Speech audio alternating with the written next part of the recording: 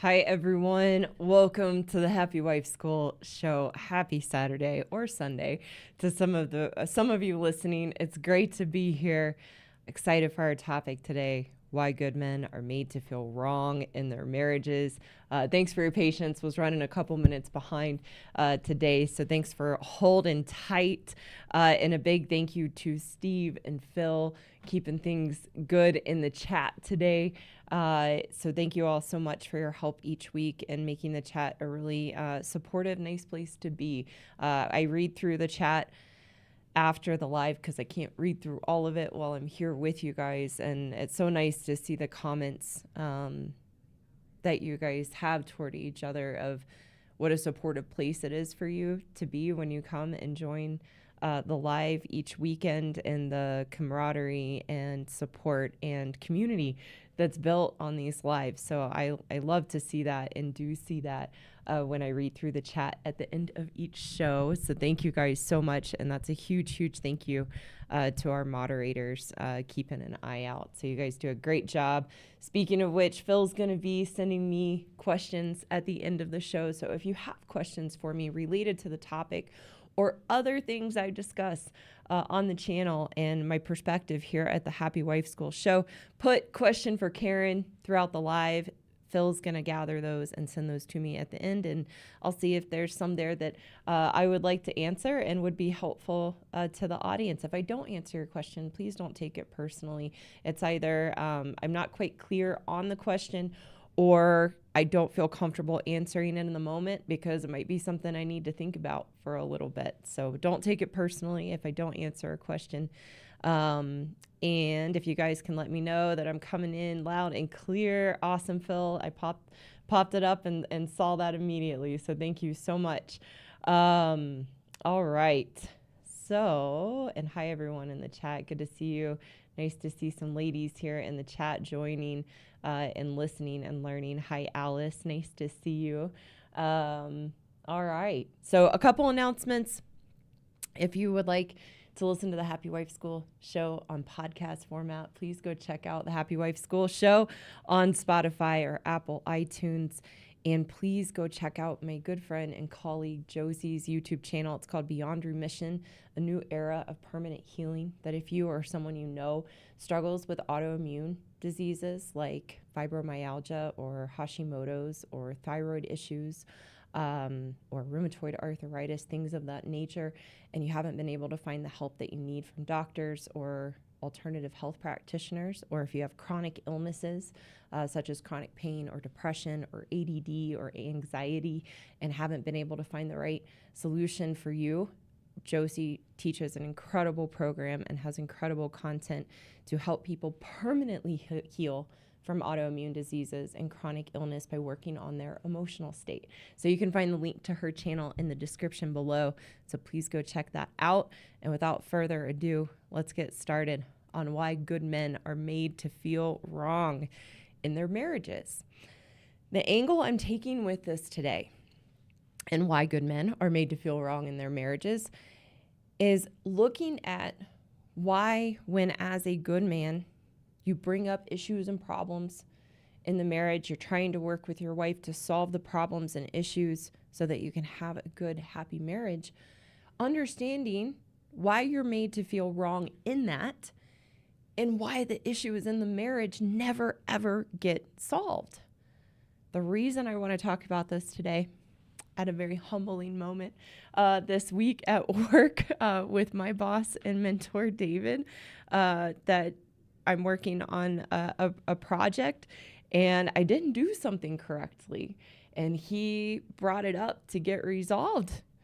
And oh my goodness, my woman way of feeling wrong in myself, my back going up, my walls going up, and getting defensive and being completely sure of my side of how I perceived it and what I thought was right, went sky high. And David being my mentor and helping me to grow as a woman, to grow just in myself as a person, to be the best I can be. That's why I do what I do. Had to help me see this woman way that's still in me, which then sparked the topic for today. So that's the kind of culture that I work in, that these issues get brought up and worked out in real time. And then we were like, oh, this is the perfect topic for the live show on Saturday. So that's what inspired me to talk about this today. And so this can also be, I know, a lot of men work in a corporate setting and might experience these very same things with your female coworkers, or also for the women listening, seeing this in yourself and how you show up in your marriage, or how you might show up with your coworkers, or your boss in a work setting. That's not the angle we're taking, but just so you can broaden it a little bit and see where it applies there as well. So the issues never get solved. A good man brings up issues and problems with his wife to look at in a constructive way, not attacking her, not trying to make her wrong, but actually trying to work towards a healthy, loving, happy marriage. So you can try to talk things out, try to have a conversation, go to counseling, read books, and yet the same problems keep coming up. So as we talk about this episode is for good men to understand why the problems never get solved, or even when you think you've had a good conversation with your wife and the issue's going to get solved, it just persists and keeps happening, is to understand what is really happening, so you can break out of the crazy making, believing you are the problem and it must be something you're not doing right or that you've done wrong. This episode is also a red pill moment for us as women to see in a constructive way how we are the problem in a marriage to a good man, with the issues and problems never getting solved. So for the ladies listening, please have an open mind and don't put your walls up to this. This isn't meant to make you wrong or bad. And it's to help us look at ourselves to see the limitations and shortcomings we have, so we can actually work on them and heal from them, because we cannot heal that which we deny. So part of this being the red pill for women is to see these issues in our woman ways so we can change.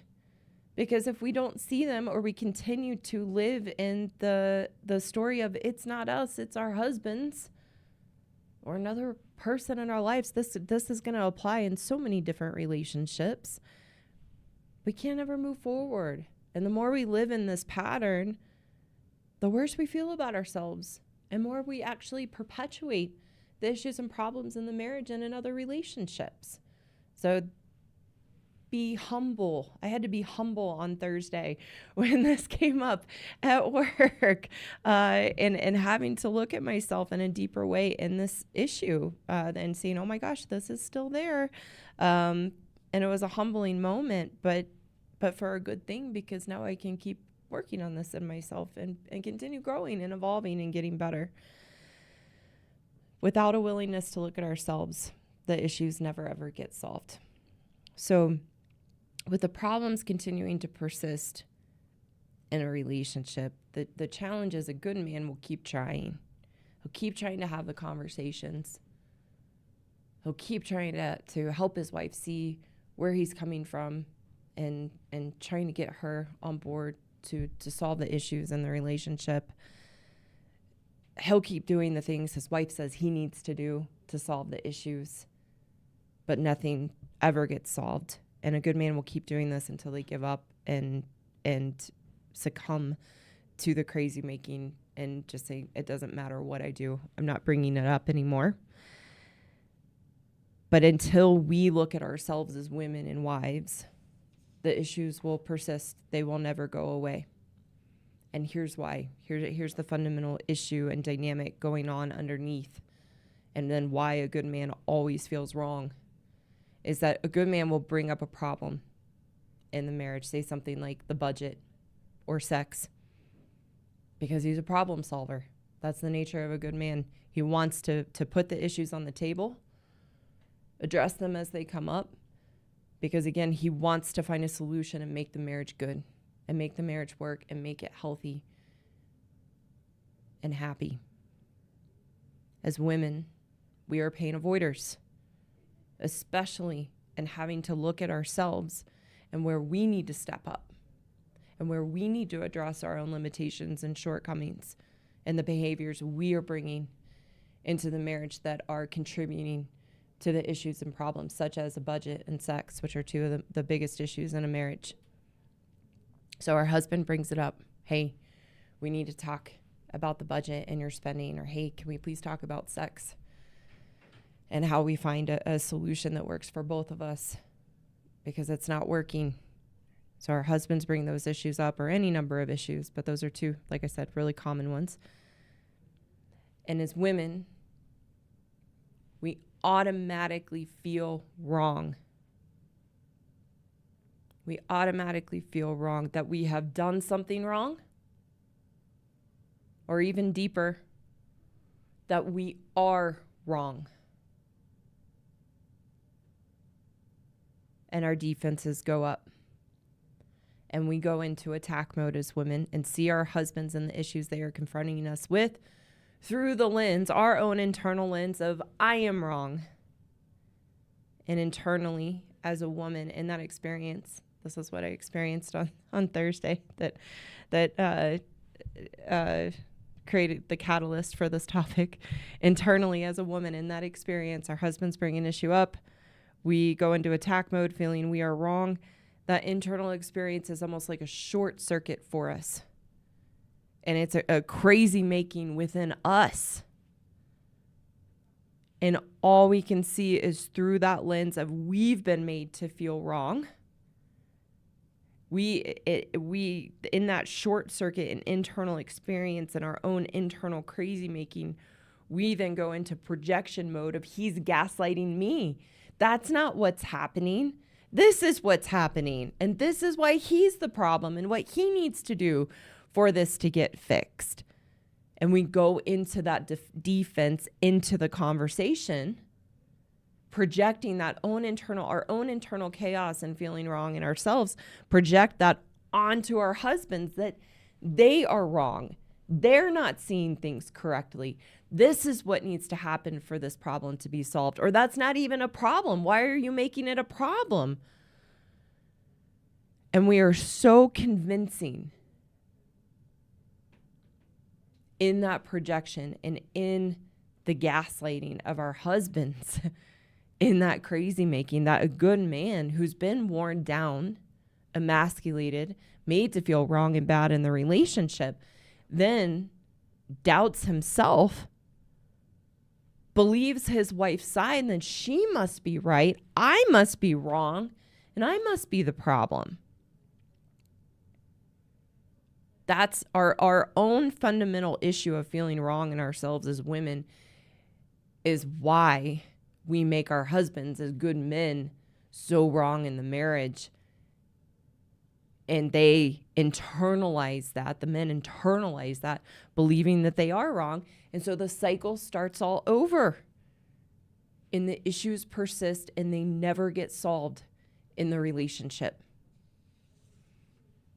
So the fundamental issue in a good man being made to feel wrong in the marriage, and the fundamental issue in the problems never getting resolved in the relationship, is how wrong we feel in ourselves as women, which stick around, because in the solution, I will talk about why why do we feel so wrong? And why do we get so defensive when an issue gets brought up? Because a good man doesn't understand that. In general, a good man, a problem gets solved. Okay, yeah, let's look at it. He's not going into, oh my gosh, I'm so wrong. That's our experience as women. And that's the fundamental issue of feeling wrong in ourselves, that our husbands can't sit down with us to have a reasonable conversation to solve the problem, because we take everything as a threat. We take everything as a personal attack, which then spins us into an internal emotional chaos within ourselves, that then we project that experience onto our husbands, making them wrong. It destroys any constructive conversation in a marriage. It makes it impossible. Our nature of feeling wrong as women within ourselves, when our husbands bring something up and immediately take it as a personal attack and a threat on our very existence of who we are. That's how deep it goes. It makes it impossible to have any kind of reasonable, constructive conversation to solve the issues.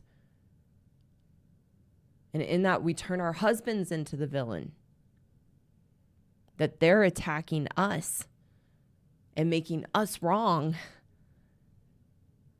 when they're genuinely trying to bring up the issues and solve them to make a happy, good marriage. Good men over time succumb to this projection and believe they are the villain and they are wrong. That's why when I ask a good man, how do you know yourself as a good man? He has such a hard time, for the most part, generally speaking, has such a hard time answering that because he's been broken down so much in the marriage to be made the villain and to be made to feel wrong and succumbing to that and believing it must be true. That's the power, the destructive, toxic power we have over men as women. We have to see that. That's the red pill, to see the truth of that in ourselves, to change it. The fundamental issue within ourselves is creating a miserable experience of who we are and how we feel internally, the relationship we have with ourselves, and prevents us from being happy and having a happy, loving marriage. We have to see as women that we are the villains. As women, we have to see we are the villains in a relationship with a good man. That projecting our own internal experience of feeling wrong in ourselves onto our husbands and gaslighting them that they are wrong is how we're the antagonist and the aggressor in our own marriages. Can't even see it because we are locked into seeing the relationship and the problems through that lens of, no, they're wrong and they're the problem. Where I'd like to take this now is 5 toxic behaviors we have as women when we are made to feel wrong. I'm specifically talking about this in marriage, but a number of these, not all of them, but a number of them applied to many relationships. But what happens when our husband brings up an issue, we immediately feel attacked and wrong, and then react in these 5 toxic behaviors. And the ultimate issue of why we can't look at a problem our husband brings to the table and wants resolved, and along with feeling wrong, is we don't want to take accountability for our shortcomings and change, because then we'd have to see where we are wrong.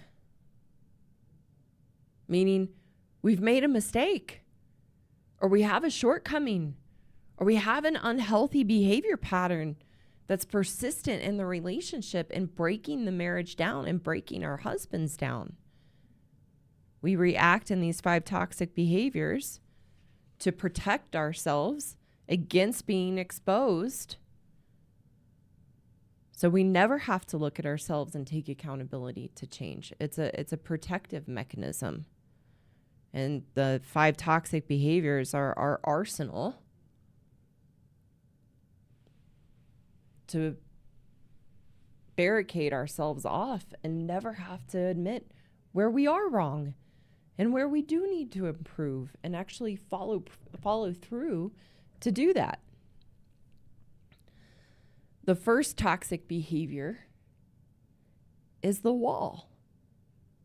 The first toxic behavior we have as women when we are made to feel wrong is the wall. All women have a wall. And we know we have a wall. It's something that we have built brick by brick from the very, very first time that we ever got hurt, whether that be our first breakup, whether that be interactions or experiences with our mothers or sisters or brothers or fathers, friends. We begin to build our wall brick by brick. It is a defense mechanism to not allow others into our heart and who we are, to protect ourselves from being hurt. Again, it's another symptom of how we are fundamentally pain avoiders and don't want to experience hurt or conflict or adversity in life.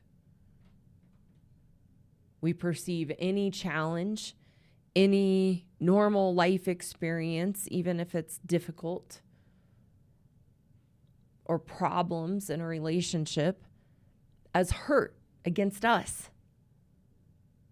Our wall is built brick by brick based on the hurts that we have accumulated in our life.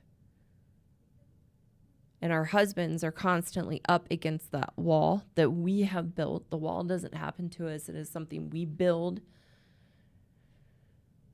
again, brick by brick from the hurts in our life. And our husband's dealing with a massive wall that we've been building since we were young, that he is constantly up against. Our first response when our husband brings up something that needs to be worked on in the relationship is feeling hurt. That, oh, I'm wrong and bad and I can't do anything right. So our wall, when our husband brings something up that needs to be looked at or needs to be solved in the relationship, the wall amplifies. And good men feel this. They can feel the wall through the relationship because our wall is always up. It's just a matter of how high and how thick we have it protruding out. But a good man absolutely feels it when he brings up an issue he wants to solve in the marriage. It's why, for the good men listening, why you can feel very intimidated, scared, and very anxious in bringing up a problem in the marriage, because you know you're stepping into the lion's den and you know you're going to feel that wall. And our walls are very, very hurtful. Again, they're built on hurt within ourselves.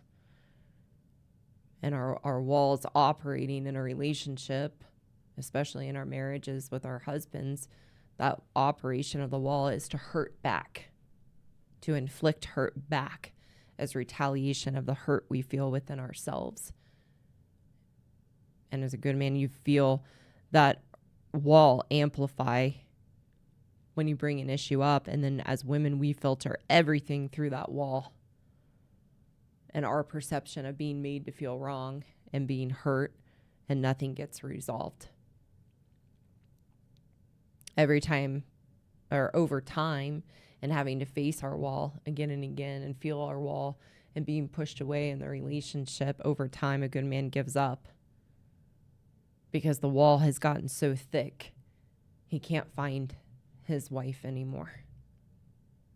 The woman he married and thought he married is gone, barricaded by her own wall. The second toxic behavior we have as women when we are made to feel wrong is gaslighting. With gaslighting, we make our husbands feel wrong at the very essence of who they know themselves as. It's a psychological manipulation that causes him to feel wrong and flawed, and creates a deep experience of doubt in his own reality.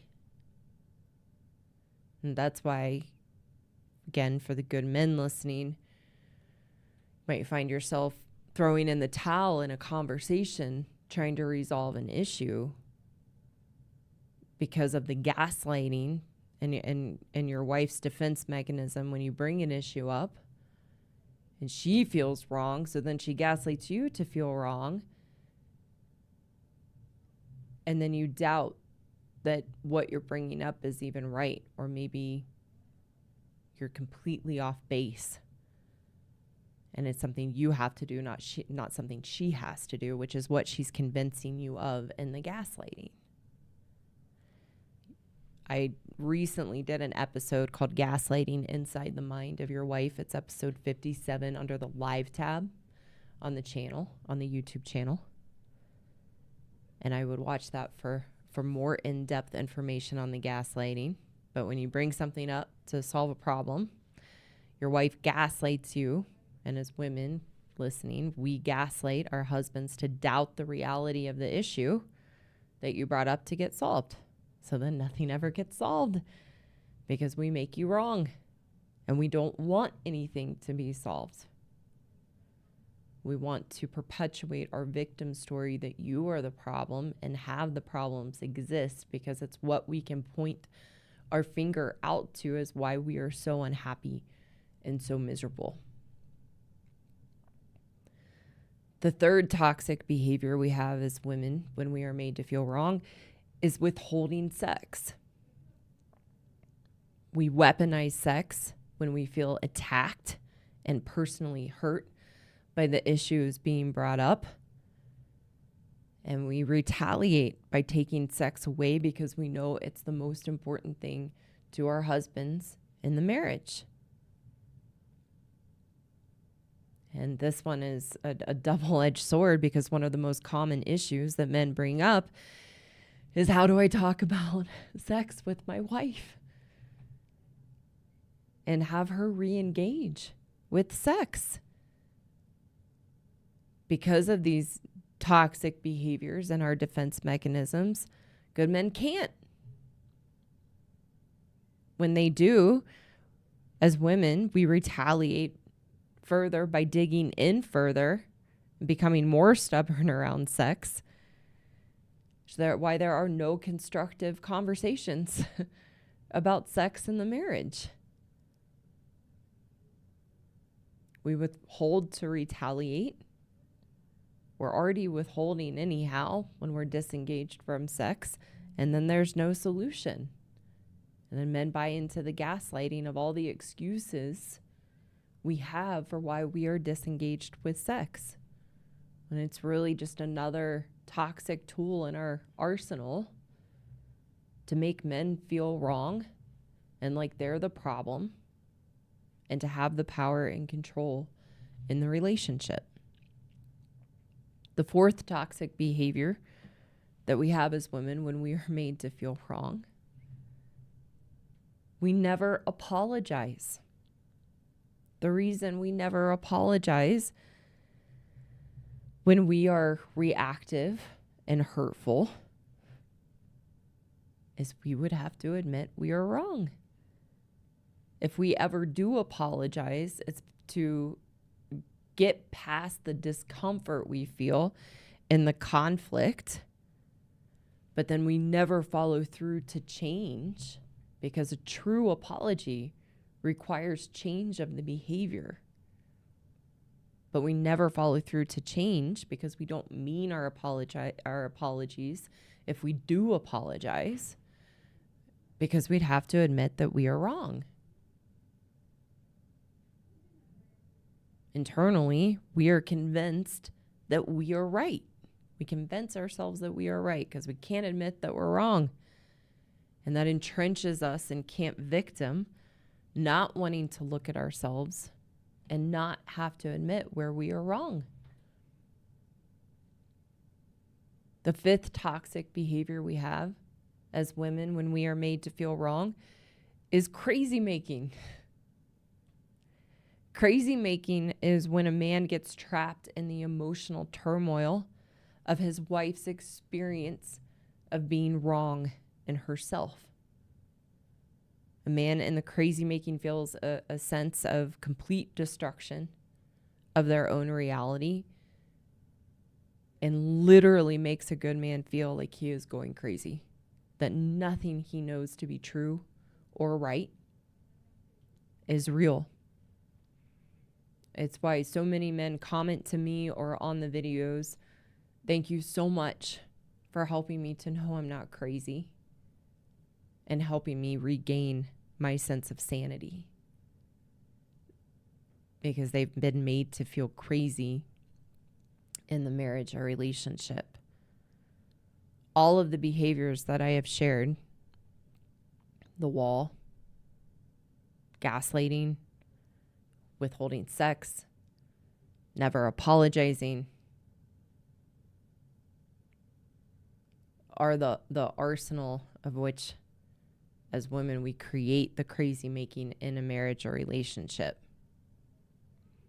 It's the lens of which we respond and react to our husbands, is our own internal feelings of chaos and our own feeling of being made to be crazy within us, unable to see that we're the ones creating the crazy in the relationship. Because again, we can't look at ourselves, because then we'd have to see we are wrong.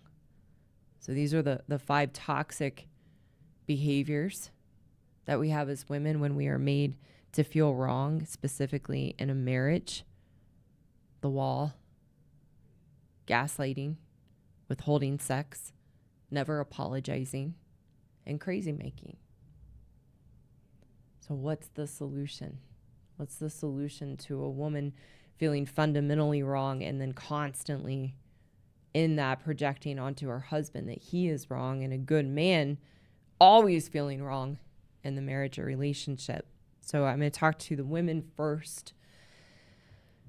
The why first. Why do we feel so wrong as women? It might be difficult for us to understand in ourselves. It is certainly very difficult for a good man to comprehend, because he doesn't have this wiring in himself. Why do we feel so wrong? And why is our first reaction and response when an issue is brought up that we're wrong? The feeling of being wrong in us as women is created in camp victim. As women, we are very, very entrenched in what I talk about in camp victim, putting the power and control of our experience of ourselves and our lives outside of us onto other people, circumstances, our past. Definitely our husbands. We blame them for the issues and problems in the marriage. But we live in camp victim, externalizing our whole experience of ourselves and our lives to where we have no power and control within ourselves to change. And we have no ability living in camp victim. We have no ability to look at ourselves and see our own issues and problems and how we are creating them, and to then take the steps to change. Living in camp victim renders us powerless, and there is no self in camp victim. We have externalized our experience of self.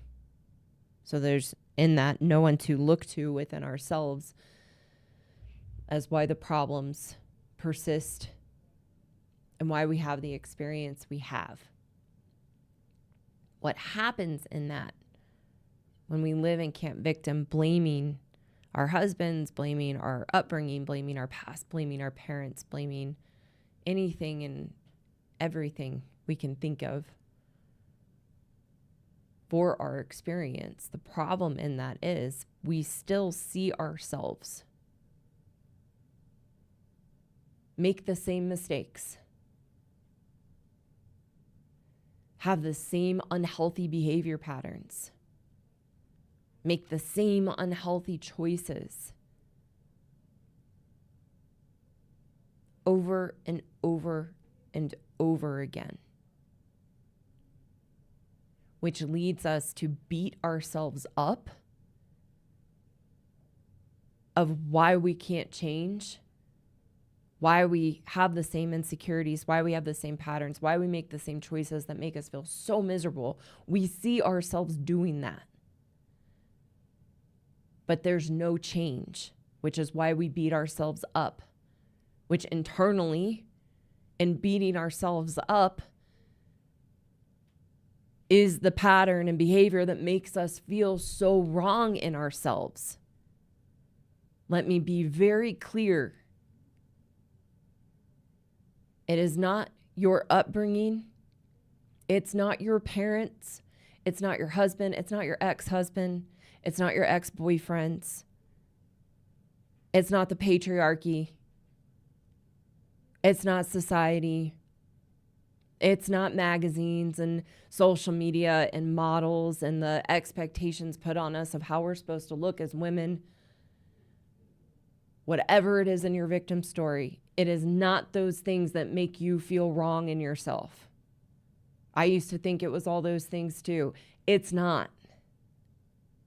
And there's no solution if we believe it's those things that make us feel so wrong in ourselves as women. You will be trapped forever. It only gets worse. Your insecurities only persist and get worse if you live and can't victim thinking it's something or someone else that's made you feel so wrong. No, it's the living and can't victim blaming others, which renders us completely powerless to change.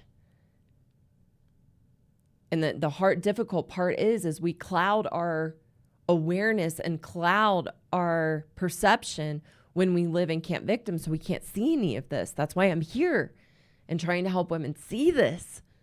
Because if it's not held up in front of you, you'll never see it, and you'll be trapped in this miserable experience the rest of your life. I would have been trapped in this miserable experience the rest of my life if my mentor hadn't held up the mirror and helped me see these things within myself.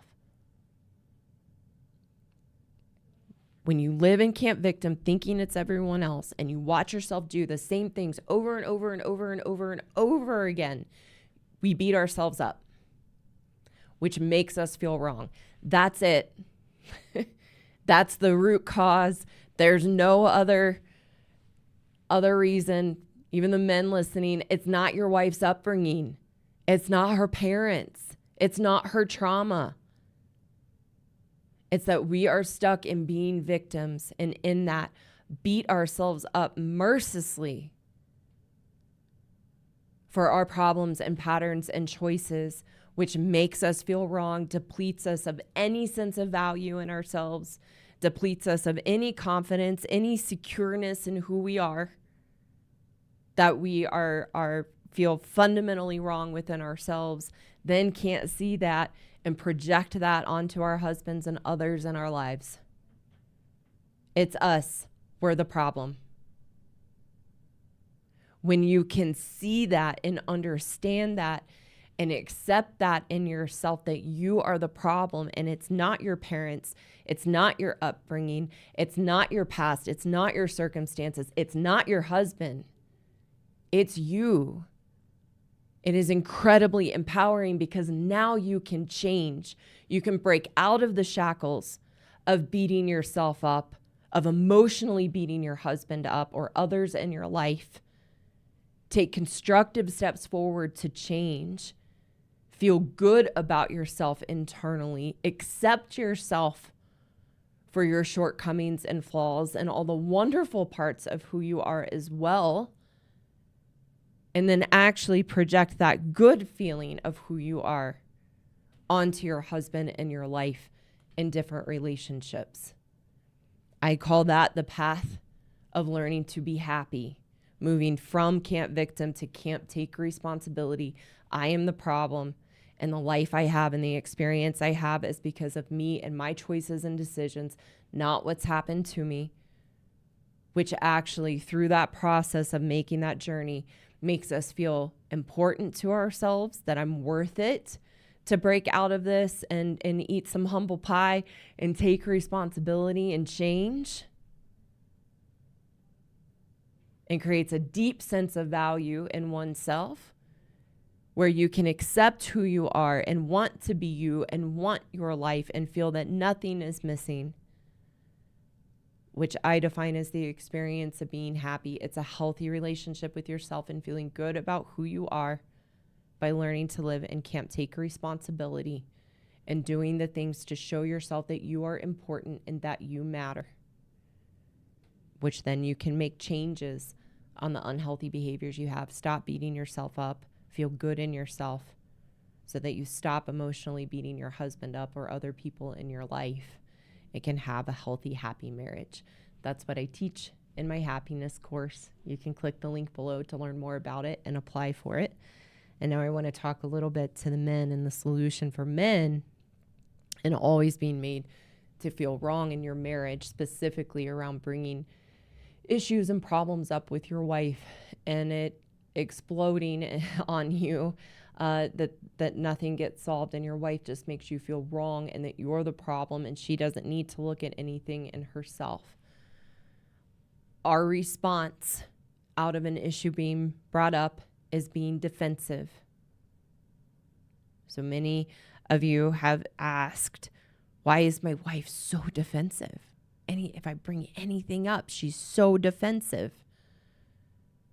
The solution to you feeling wrong and made to feel wrong by your wife is to know her defensiveness is your litmus test to know that you're correct, that what you're saying is correct, the problem that you want to solve is correct, how you see your wife contributing and creating that problem is correct,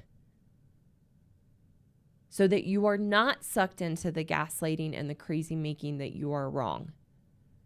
She can't make you feel wrong if you are grounded in yourself and knowing your own perception of reality and knowing it's right.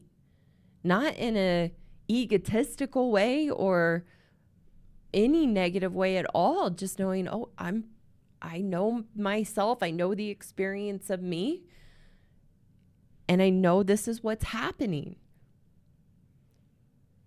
Her defensiveness is a tool for you to build that confidence in yourself, to know you're correct in your perception of reality. It doesn't mean you're going to be able to get her to see it. The majority of you can't, because you don't have wives and are not married to women who are open-minded in seeing these things in themselves. So it's your responsibility as a good man to be grounded and confident in yourself so your wife has no power over you to make you feel wrong.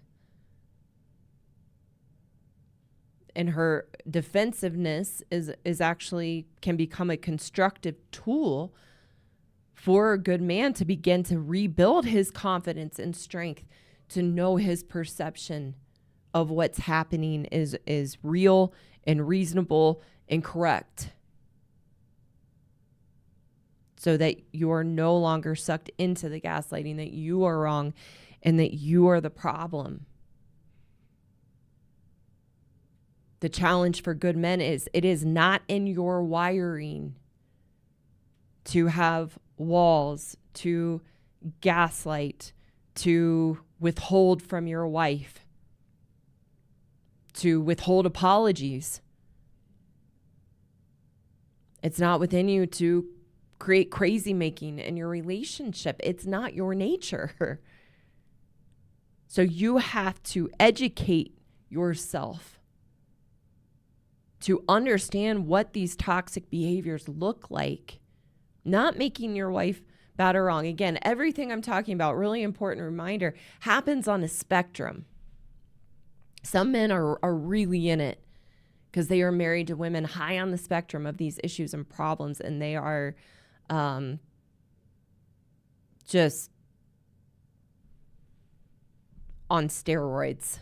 These issues and behaviors for some men in their marriage from their wives, it's on steroids how bad it is. A lot of good men, your wives are somewhere in the middle or on the lower end. These issues happen on a spectrum. Wherever your wife falls on that spectrum, you have to educate yourself to understand these dynamics and behaviors so that you can constructively navigate them without being sucked into them and buying into your wife's perception of you that you are wrong.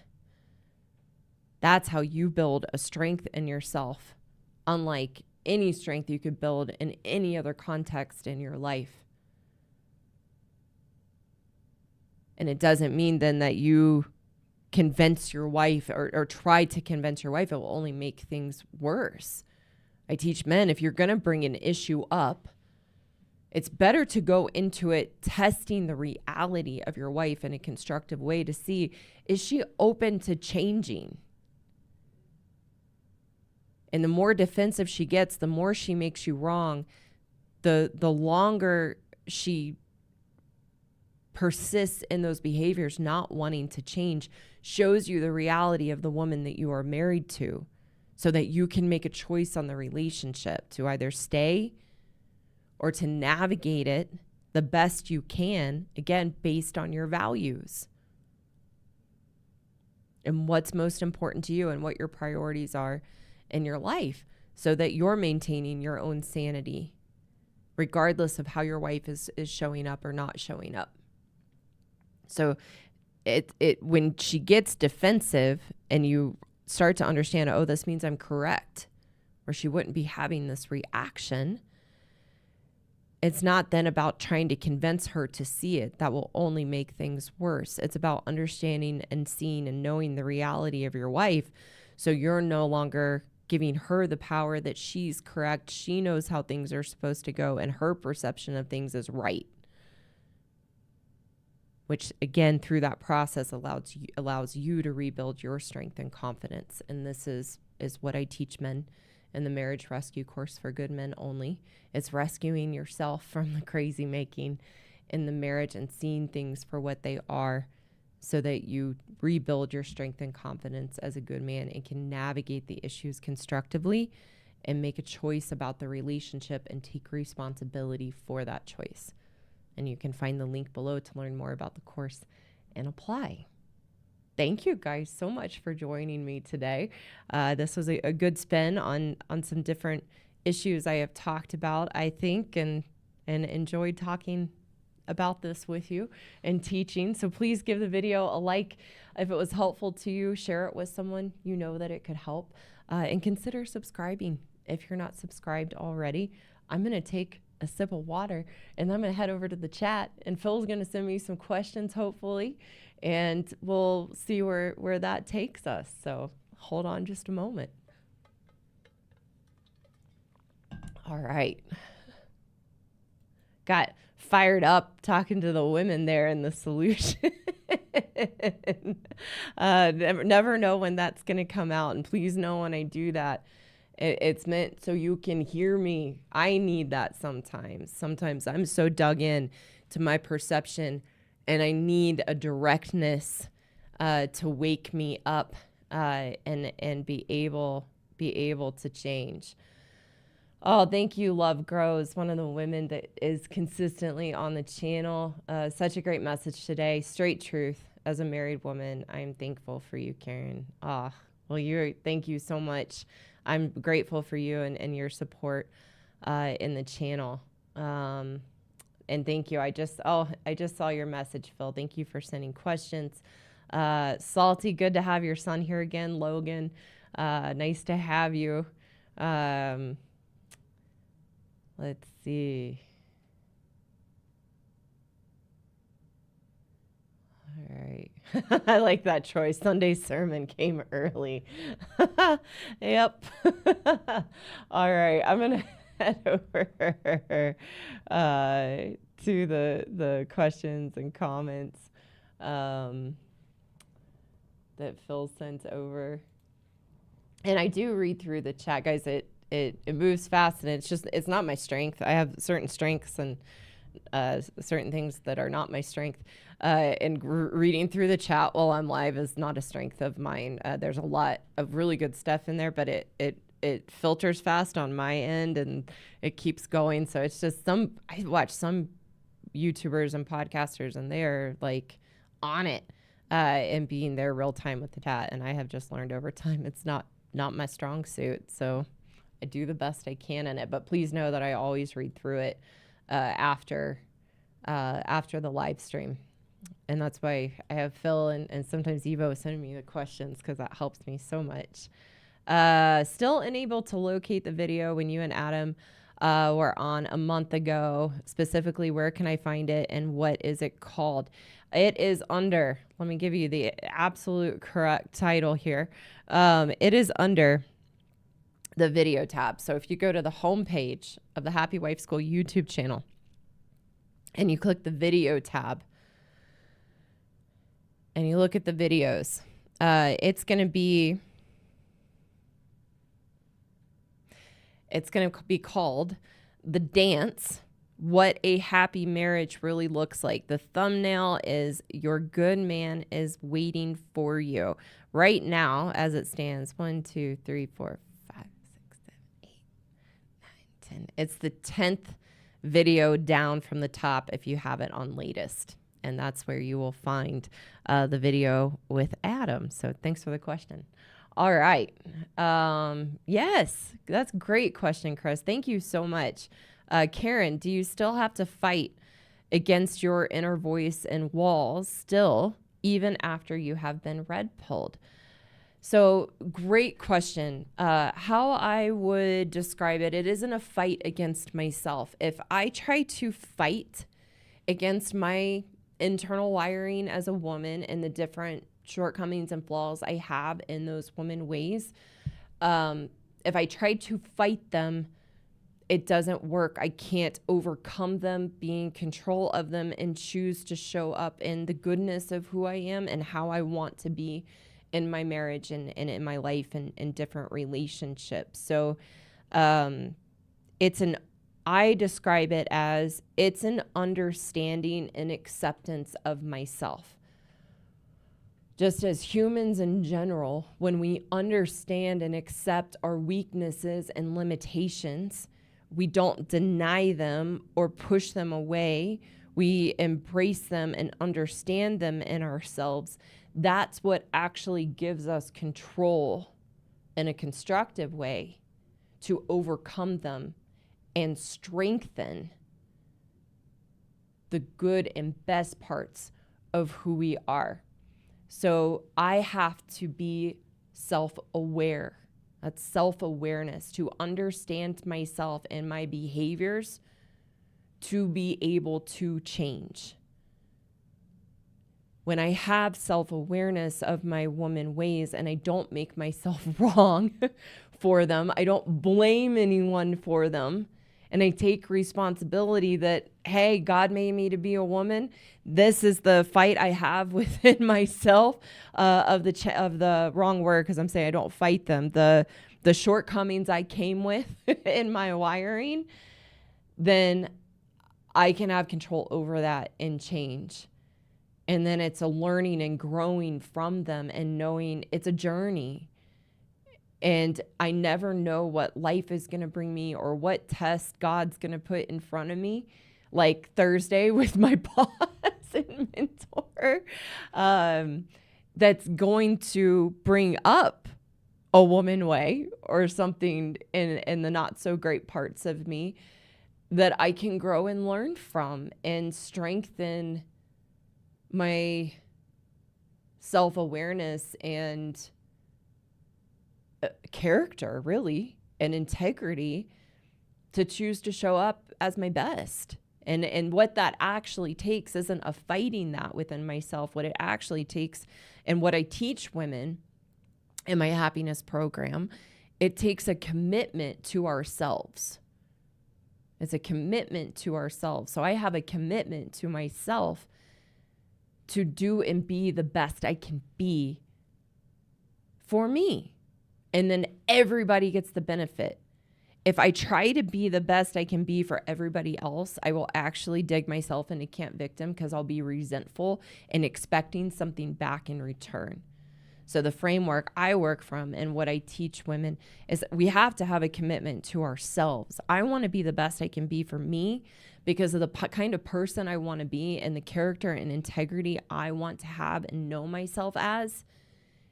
And I want everyone to get the benefit of that, and my relationships and my husband and my kids and the other people in my life to get the benefit of that.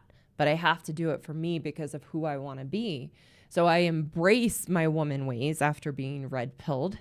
I embrace them to grow and learn and to continue to evolve into the best version of myself, because I think that's why we're here. I believe that's why we're here as humans, both women and men, is to understand and embrace our shortcomings and limitations, to be on a path of self-actualizing, to fulfill our potential and become the best we can be.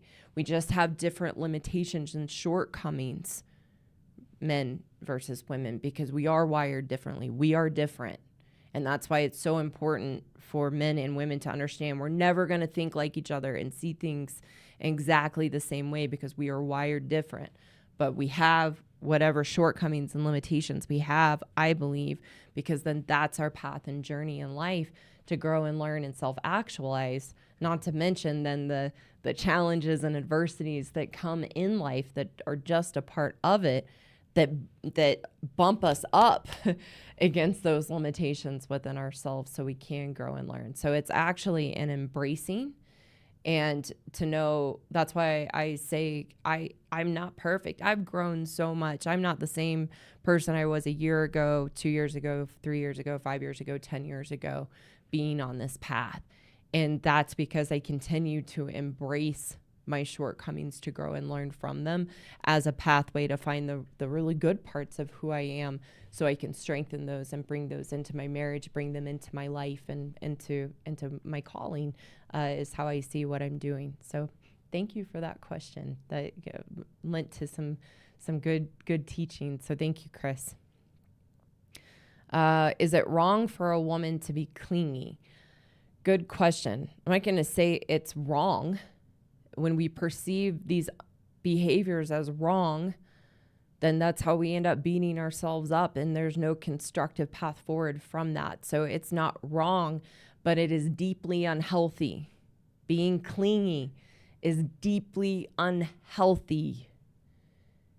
Being clingy is deeply unhealthy because it exposes a lack within ourselves of what we are unwilling to provide to ourselves and be and do for ourselves, that we expect another, like our husbands, to provide for us. It's a symptom. Being clingy is a symptom of our unhealthy relationship with ourselves, that we don't feel safe and secure within ourselves because we have no relationship with ourselves. We're not there for ourselves. We beat ourselves up. We make ourselves feel wrong, unimportant, like we don't matter. We don't do the things that create worth and value within who we are. So we cling to others, namely in the context of marriage, our husbands, to fill those voids and emptiness within us. And what clinginess does in a relationship is it pushes the other person away.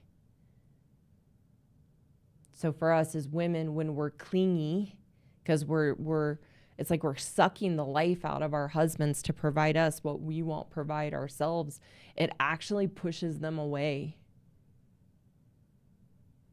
And then we can't recognize that it's me and something missing in me, that I'm clingy. So we blame our husbands. You don't make me feel needed. You don't make me feel appreciated and important. You don't make me feel safe and secure because you're not giving me what I need. But the truth is, we're not giving ourselves what we need. So being clingy in a relationship is a symptom of our insecurities within ourselves, our own unhappiness, meaning an unhealthy relationship with ourselves. So it's not a constructive or healthy behavior in a marriage, and a very destructive one. And thank you for the question. Yeah, okay, great. Another good question. Thank you. I watch this channel, but I feel like it doesn't help me because I'm an emotional person and need the man to be there when I'm emotional, especially when I've done a lot. So thank you so much. Thank you for the question. Thank you for being brave to ask it and be honest about your experience. You're not alone. This is our experience as women, that we're not in control of our emotional state.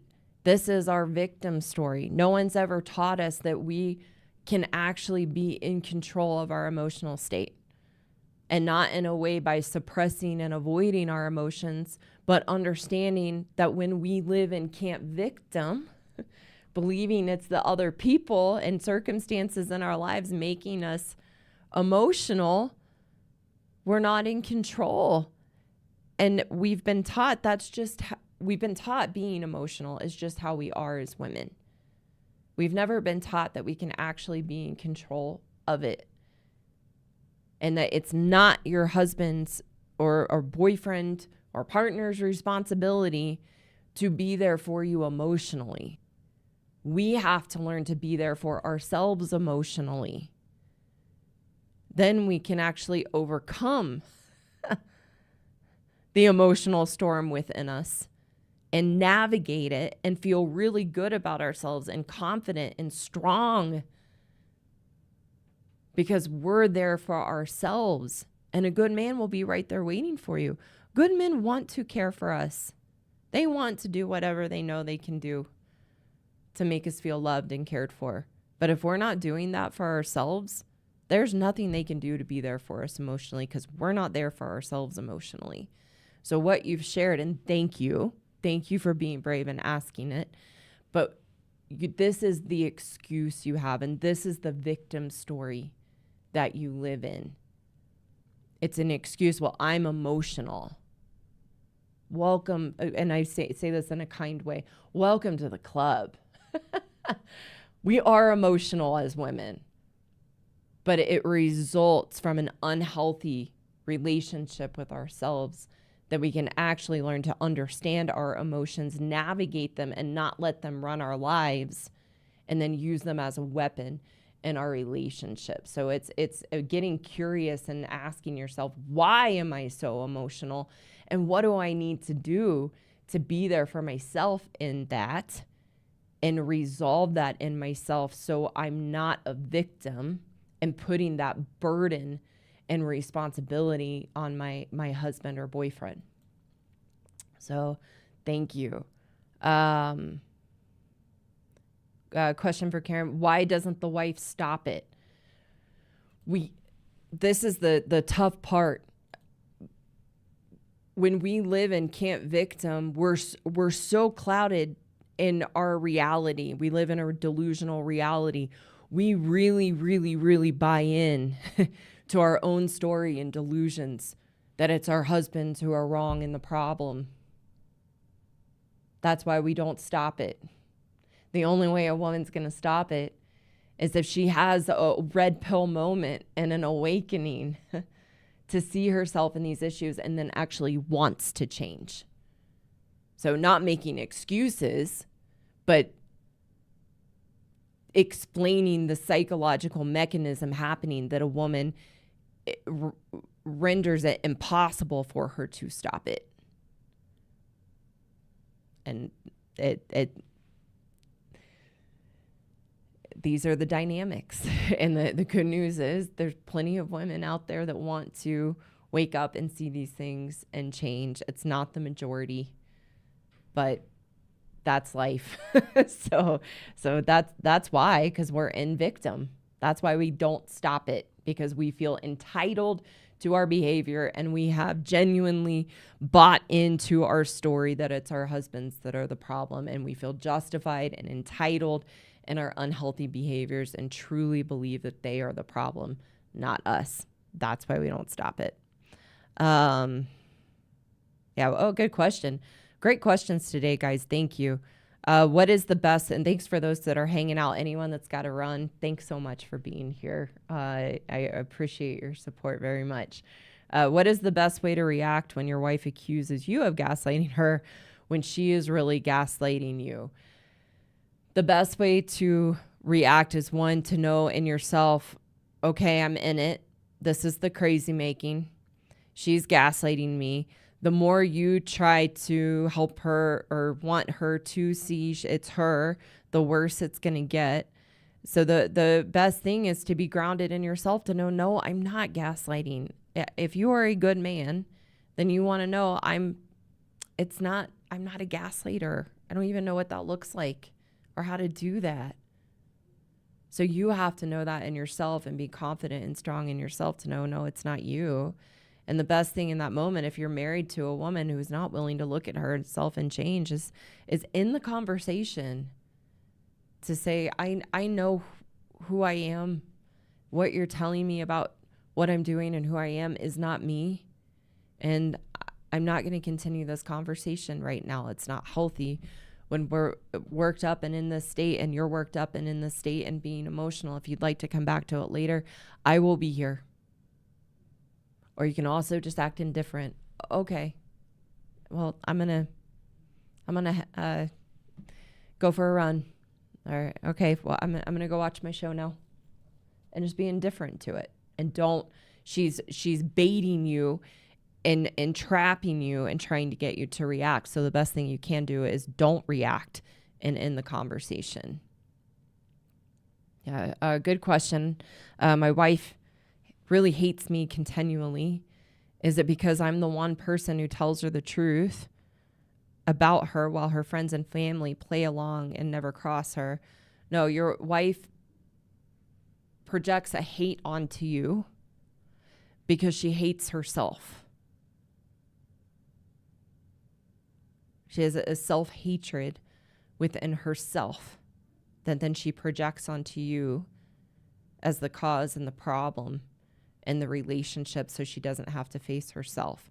One of the very first videos I did on the channel is called Misandry, The Fall of Women. And it teaches why women hate men, and you can take that and apply that in your own experience and relationship with your wife. So if you go to videos and click on oldest, it's going to be like the 7th video down. Yeah, the Misandry, The Fall of Women. And that goes into a great explanation of hatred and women, why we hate men. And again, you can translate that into your marriage. So thank you so much for the awesome questions today. I'll head back over here for a moment. I'm going to wrap up. But thank you guys so much for being here today and contributing to the chat. I look forward to reading through it after the show. I'm going to hop over here. Yeah, okay. Awesome. All right. Well, guys, thank you so much. I was looking at one more thing on the chat. I hope everybody has a nice weekend. Stay safe. I will see you next Saturday and look forward to it. So, all right, guys, thank you so much. Bye.